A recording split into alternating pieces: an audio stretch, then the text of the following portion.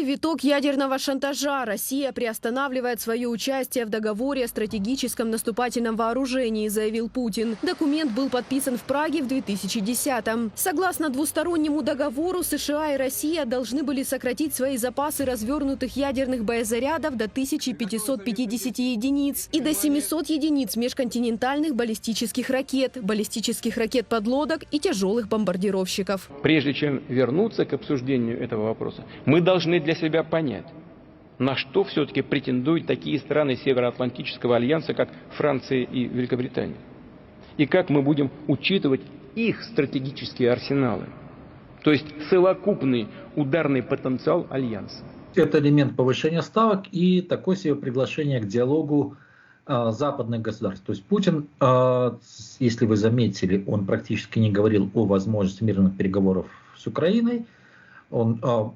В его понимании конфликт масштабировался на конфликт России и Большого Запада, где Украина лишь театр военных действий. Соответственно, это посыл к тем, кого он считает участником процесса, с кем он собирается договариваться, то есть о необходимости обсудить более глобальные темы. Россия после неудавшегося блицкрига готовится к длительной войне. Об этом говорят эксперты. Задача Кремля – измотать Украину и ее партнеров. При этом количество жертв российского диктатора не заботит. Я не буду сейчас детально останавливаться на попытках Запада переломить ход боевых действий, на их планах по наращиванию военных поставок. Всем и так это хорошо известно. Но одно обстоятельство должно быть понятно всем. Чем более дальнобойные западные системы будут поступать на Украину, тем дальше мы будем вынуждены отодвигать угрозу от наших границ. Путин будет готов к миру, когда мир будет устанавливаться на основе переговоров, которые он сам начнет, и на его условиях.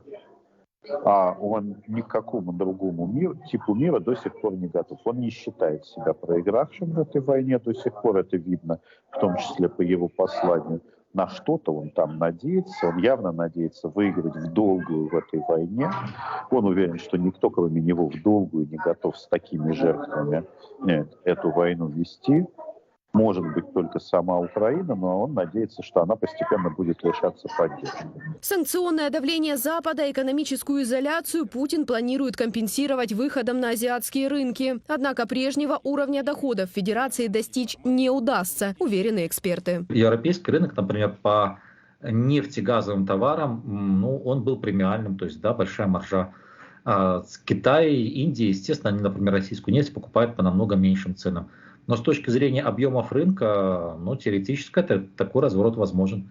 Просто вопрос, какой уровень доходности от таких сделок. То есть, учитывая близость России к азиатским рынкам, то есть это как минимум не будет провально. С точки зрения уровня доходности, тут вопрос, насколько развит транспортный коридор и инфраструктура. Кроме геополитических заявлений, Путин повторил привычные мантры о якобы нацистах в украинском правительстве, угрозе от однополых браков и уникальности русской культуры. Все, что, по мнению президента России, может оправдать развязанную войну против Украины и всего демократического мира в глазах россиян. Я давно не слышал более скучного выступления. Мне кажется, что скучно было даже всем, кто присутствовал в зале в Кремле и слушал президента Российской Федерации. Российская Федерация – это империя зла, которая сегодня поставила себе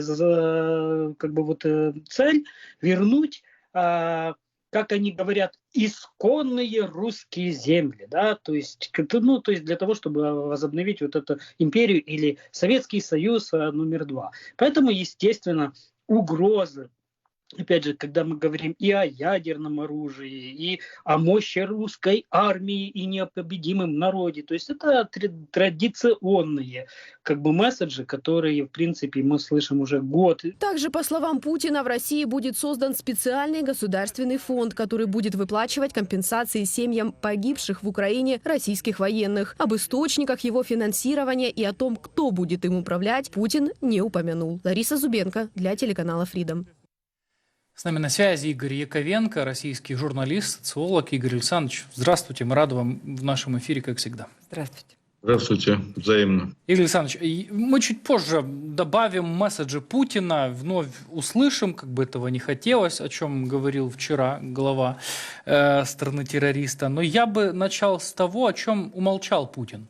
В преддверии выступления президента Российской Федерации по России были развешаны баннеры, вы видели их, я думаю, «Смотреть и слушать 21.02.2023», «Не пропускать» и так далее, тому подобное, нагоняя саспенс в стиле Хичкока, что вот-вот и случится что-то просто невероятное. Да только Путин почему-то умолчал о ситуации на фронте, о катастрофических потерях, о похоронках, о мобилизации частичной, естественно, о том, что происходит вообще в войне, которую Путин, собственно, и развязал, и его клика. Об экономических проблемах он умолчал также. Почему, как вы считаете, хотя милблогеры, военные журналисты Российской Федерации хотели это видеть, хотели это слышать, по крайней мере, это можно об этом судить по их заявлениям, но Путин промолчал. Почему, как вы считаете, вот он не готов идти на вот такое раскрытие уже всех карт? Почему он не сказал откровенно о том, что да, есть проблемы, скажем так, но в своем стиле проблемы будут решаться? На самом деле, это выступление, если в целом говорить, это выступление было вообще ни о чем. Это выступление было человека, который год просто проспал, проснулся и сделал выступление, которое можно было бы делать год назад примерно. До войны или сразу после начала войны. То есть вот те проблемы, на самом деле, если всерьез говорить о том, что происходит в России терпит поражение. В России идет все совершенно не так, как было задумано. В России серьезнейшие проблемы и в международных отношениях Россия находится в изоляции. На фронте России терпит поражение, по крайней мере, не реализуются те планы, которые были поставлены. Значит, в экономике полный швах. Ну и в результате Путин не ответил ни на один вопрос, который существует реально сегодня в России. То есть а почему он этого не сделал? Потому что ему нечего сказать. Потому что у него нет никакого плана по выходу из вот этой вот ситуации. То есть это человек, который завел страну вообще, ну, фактически на грань пропасти, но совершенно не знает, как из этого выходить. Вернее, выход-то понятен. Выход это ему надо застрелиться. Он этого не собирается делать. Человек не понимает, реально не понимает, что делать. Человек реально находится в абсолютно иллюзорной картине мира. То есть, в ответ на то, что Россия находится на грани тяжелейшего военного поражения, на грани вообще уничтожения самой государственности, фактически, России. В ответ на это человек говорит о том, что англиканская церковь собирается создать, значит, гендерно-нейтрального бога. Это вот ответ на какую угрозу?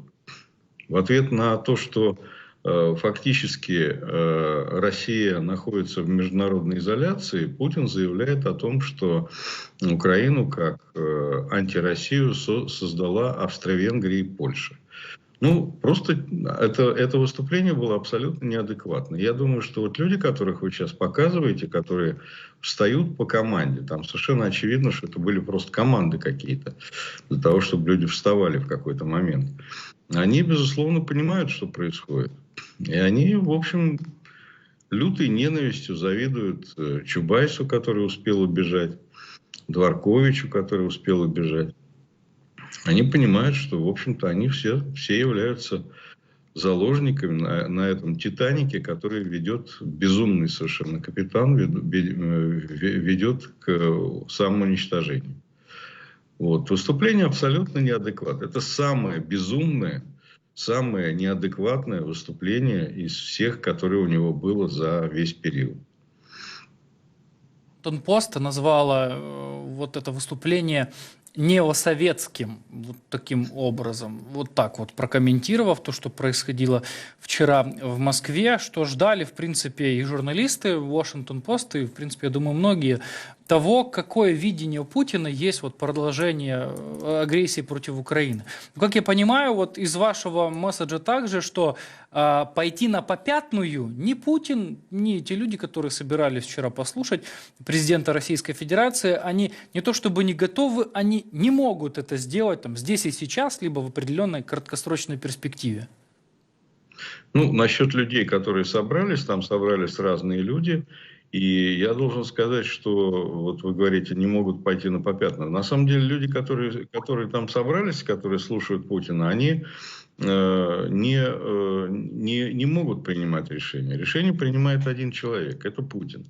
Путин действительно, ну что такое пойти на попятную? Вывести войска, прекратить войну, ну это означает для Путина самоубийство. Он это прекрасно понимает, поэтому он этого делать не будет. Значит, чего ждали Путина? Ну вот от Путина там ждали от него каких-то ужасов. Знаете, как у Салтыкова-Щедрина. Добрые люди от него безобразия ждали, а он чижика съел.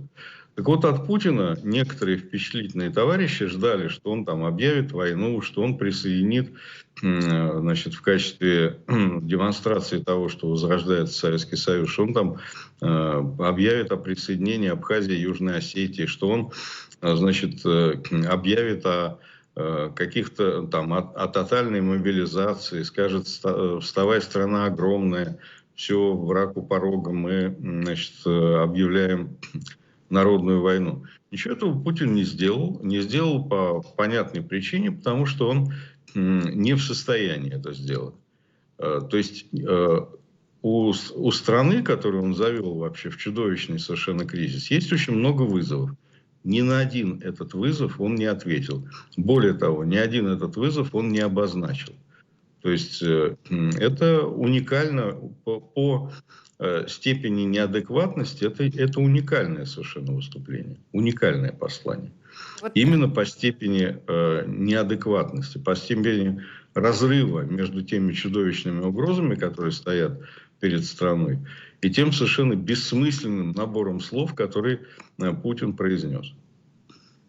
Знаете, на что еще, я думаю, не только я обратила внимание, как он, как междометие сказал, когда перечислял, там, каково он благодарит за участие в войне против Украины, он сказал, я вот когда готовил, я когда писал это выступление, вот как будто бы он, между прочим, но вместе с тем он подчеркнул, что вот я все делаю сам, я абсолютно сам все контролирую. Действительно ли это был какой-то сигнал, вот такое его междометие?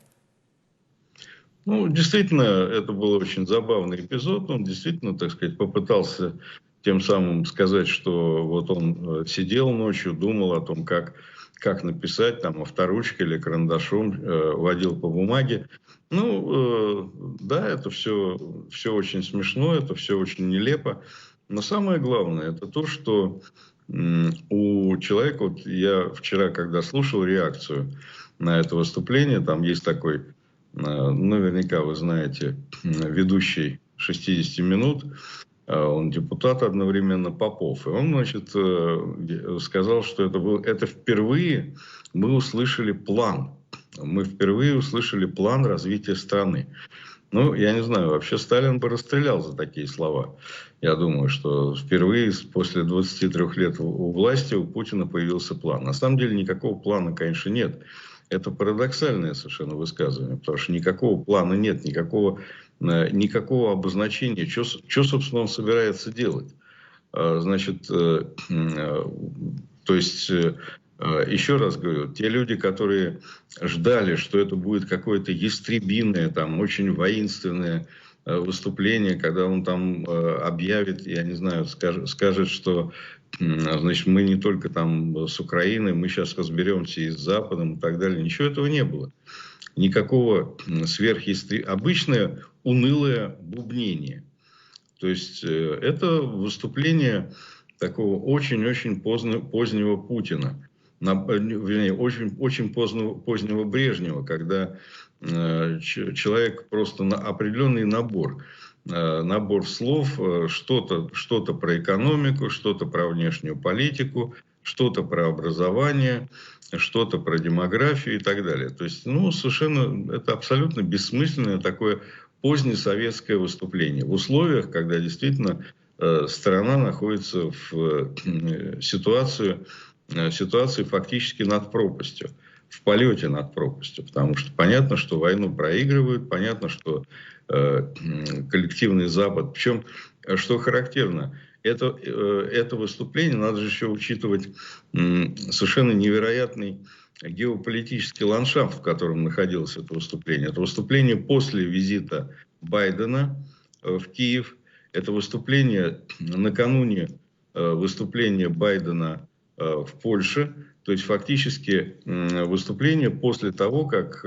Запад в лице Байдена продемонстрировал полную поддержку Украины и готовность всю свою мощь, многократно превышающую мощь России, бросить на поддержку Украины. То есть на самом деле, ну вот после визита Байдена в Киев стало ясно, что в общем Россия обречена на полный тотальный разгром. Ну вот лицо Шойгу, которого вы показывали, министра обороны, показывает, что, в общем-то, это действительно осознание этого конца приходит в том числе и в голову этих людей. Знаете, как советские пропагандисты говорили, значит, насчет солнце светит над Парижем, но не весело лица простых парижан. Точно так же, вот яркое освещение в зале, и в то же время не веселые лица простых путинских халуев. Лица были действительно печальные, лица были удрученные. Люди понимали, что они не услышали от своего фюрера какого-то ясного плана. Может быть, кто-то ждал этого ясного плана, но этого плана не было. Путин откровенно не понимает, что происходит, и не имеет никаких ясных ориентиров для страны, которые он, к ее несчастью, руководит. Плана не было, было вранье. В принципе, это такая традиция уже хорошая, которая продолжается уже больше 20 лет. В отношении экономики, в том числе, один из блоков обращения Путина был как раз посвящен экономическому положению России после года сначала введения санкций, ну, только года, в принципе, это продолжительное такое действие, санкционное давление на Россию. Так вот, напомню нашим зрителям, ВВП России в 2022 году снизился на 2,1, что, по мнению Путина, не является чем-то существенным. И Росстат такую картинку нарисовал перед выступлением Путина, что ж, ну, диву даешься, насколько какие фантасты работают в Росстате. По словам Путина также, экономика Российской Федерации оказалась гораздо прочнее, чем предполагал Запад, вводя ограничения. Путин также говорил о ряде инфраструктурных проектов, среди которых транспортные магистрали в Китай и Казахстан, коридор север-юг, ведущий в Иран, предоставляющий российским товарам выход в Индийский океан. Это свидетельствует, как говорят эксперты, в том числе переориентации российской экономики с европейских рынков на азиатские. Короткая цитата, как бы этого не хотелось, Владимира Путина, и возвращаемся к обсуждению. Антироссийские санкции – это лишь средство, а цель, как декларируют сами западные руководители, прямая цитата: «заставить страдать наших граждан». Заставить страдать. Такие гуманисты. Они хотят заставить народ страдать, тем самым дестабилизировать наше общество изнутри. Но их расчет не оправдался. Российская экономика и система управления оказались гораздо прочнее, чем полагали на Западе. Мы обеспечили устойчивость экономической ситуации, защитили граждан, сохранили рабочие места, не допустили дефицита на рынке, включая товары первой необходимости. Итак, вот подобное заявление, я не знаю, стоит ли его рассматривать с точки зрения определенной рациональности, либо на самом деле экономических показателей. Я бы немножко сместил, с вашего позволения, акцент. Путин не единожды, как и Росстат, как и, в принципе, вся вот эта клика путинская, они говорят об определенных эфемерных, абсолютно нереалистичных показателях в экономике, безработице, да и вообще жизни обычных россиян, как принято говорить. И складывается впечатление, опять-таки сакцентирую внимание, что между гражданами РФ, я, наверное, обобщаю, но все же, и Путиным, путинской властью, есть определенный общественный договор, в пунктах которого буквально может быть прописано: все понимают, вы нам врете, мы как бы киваем головой, ну и продолжаем жить так, как мы на самом деле живем. Согласны ли вы вот с такой конструкцией, Игорь Александрович? Уже нет.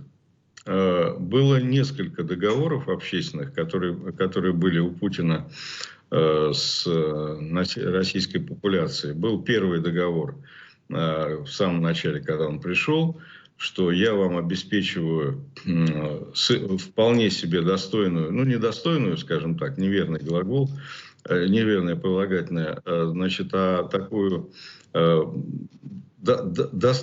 довольную такую обеспеченную жизнь, сравнительно нормальную, а вы за это отдаете мне свободу. Это был первый период, и надо сказать, что да, действительно, большинство граждан России на это пошли. Большинство граждан России не протестовали против того, что Путин отнял у россиян свободу слова, свободу выбирать, свободу, независимый суд и так далее. То есть россияне обменяли свободу на достаточно безбедное существование. Надо сказать, что в нулевые годы уровень жизни России был в российских граждан был самым высоким, самым благополучным за все время, за все столетия существования российского государства. Никогда так хорошо не жили в России люди. Это нулевые годы. Прежде всего, благодаря ценам на нефть. И это был общественный договор, который действительно выполнялся.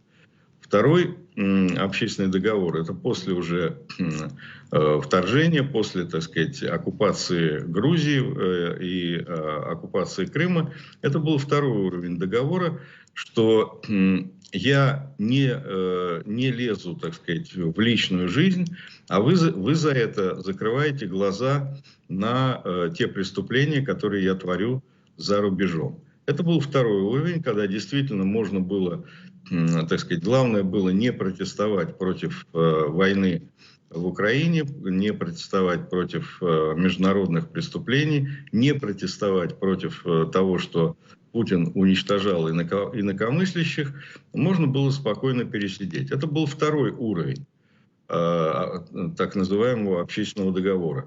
И значительная часть россиян согласилась с этим общественным договором. Но вот третий уровень, это уже никакого общественного договора. Потому что Путин, суть этого, в очень сильных кавычках общественного договора заключалась в том, что я делаю все, что я хочу, с вашими жизнями, я забираю ваши жизни в обмен на то, что вы будете молчать. Но это уже не общественный договор. Это уже просто диктатура тоталитарная, когда никто ни о чем никого не спрашивает. То есть на самом деле вот сейчас, в настоящий момент, уже никакого общественного договора нет. С россиянами Путин ни о чем не собирается договариваться. Он просто посылает их на убой. И вот это принципиальная особенность. Поэтому сейчас никакого общественного договора уже с россиянами Путин не заключает. Также, конечно же, обязательно стоит обговорить и тот момент, что уже ближе к концу только своего почти двухчасового послания Путин сделал ряд заявлений, которые касаются глобальной конфронтации со Соединенными Штатами Америки и ядерных вооружений. Он сообщил, что из-за якобы постановки Соединенными Штатами и НАТО цели по обеспечению стратегического поражения Российской Федерации, Москва решила приостановить свое участие в договоре о стратегических наступательных вооружениях. При этом предложил части стран вернуться к переговорам по этому вопросу с учетом уже новых реалий, установленных российской стороной. По его словам, Соединенные Штаты Америки и страны НАТО наращивают ядерный потенциал, поэтому Россия может вернуться к ядерным испытаниям. Давайте услышим цитату и продолжим. Министерство обороны России и Росатом должны обеспечить готовность к испытанию российского ядерного оружия. Первыми мы, разумеется, этого делать не будем. Но если США проведут испытания, то и мы проведем. Ни у кого не должно быть опасных иллюзий, что глобальный стратегический паритет может быть разрушен. Я напомню также, что вот этот договор, он последний из двусторонних соглашений о контроле над ядерным оружием, он был подписан в 2010 году, ограничивал страны максимальным количеством развернутых боеголовок. Сейчас на экранах наших зрителей государств, вообще обладающими ядерными боеголовками, и их количество как таковое государств более чем достаточно, да, обладающими ядерными потенциалами, среди них и такие, как Северная Корея. В принципе, я думаю, можно говорить в определенном смысле и об Иране, если мы говорим о определенной ядерной опасности со стороны некоторых стран. И вот стоит все-таки отметить, я не зря акцентировала внимание на том, что только под конец выступления Путин об этом заговорил, и на самом деле это едва ли не единственный момент, в котором Владимир Путин вышел за рамки Российской Федерации в своем этом двухчасовом выступлении. Насколько агрессивным можно вообще оценивать такое заявление, и какие вероятные последствия такого решения? Это действительно единственный случай, когда Путин сказал что-то более-менее конкретное. Ну, выходил он за пределы Российской Федерации не раз. Там, еще раз говорю, что он напомнил о том, что Украину, значит, раньше он говорил, что Украину создал Ленин, но выяснилось, что Украину создали задолго до Ленина, сделала это Австро-Венгрия и Польша в XIX веке. Ну, так, чтобы, так сказать, ну, смысла в этом заявлении нет никакого, как и правда, но, тем не менее, вот он такое сказал. Что касается приостановки вот этого договора, то действительно это была единственная конкретика, которую Путин произнес на протяжении всей речи. Но, опять-таки, смысла в этом заявлении тоже было немного, потому что этот договор Путин со своей стороны уже неоднократно нарушал. Все многочисленные его заявления, там, показы мультфильмов о том, как, значит, российские ракеты там летают, уничтожают штат Флорида. Значит, его многочисленные рассказы о новых видах ядерного оружия, там все эти сарматы, посейдоны и прочие, так сказать, греческие боги, исторические персонажи, они постоянно присутствовали в его выступлениях, ну и в выступлениях российских пропагандистов. Поэтому вот все 10 пунктов вы сказали вот об этом третьем договоре по ограничению наступательных вооружений, там 10 глав, и они все эти 10 глав уже нарушались Россией. Как с точки зрения того, что фактически не допускалось на территорию России инспекции американские, а это твердая гарантия, так и против того, что не размещались новые виды вооружений и так далее. Все это Россия уже нарушалось. Поэтому приостановка этого договора, она ничего существенного не меняет. Но самое главное, что если речь идет о том, что приостановка этого договора означает, что Путин собирается, значит, шантажировать ядерным ударом Запад, то, в принципе, это он делает постоянно. И на это он получил ответ, что Запад перестал. Ну, где-то с лета этого прошлого года Запад твердо уже дал ответ, что ядерный шантаж перестал действовать, Запад больше не боится этого, потому что Путину был подан ясный сигнал, что первый, кто будет уничтожен после того, как Россия применит ядерное оружие, будет гражданин России Путин Владимир Владимирович. Он будет просто убит. И, в общем, на самом деле Путин этот сигнал понял, потому что Путин не самоубийца, больше всего на свете он ценит свою жизнь, и после этого стало понятно, что никакого ядерного оружия он не применит. Так что это все блеф. И вот эта единственная конкретика, которая была в его речи, она тоже является блефом. Относиться к этому всерьез не стоит. Игорь Александрович, благодарим вас за то, что вы присоединились к нашему эфиру, за мнение, за анализ ситуации, которую вы высказали. Игорь Александрович Яковенко, российский журналист и социолог, был с нами на связи.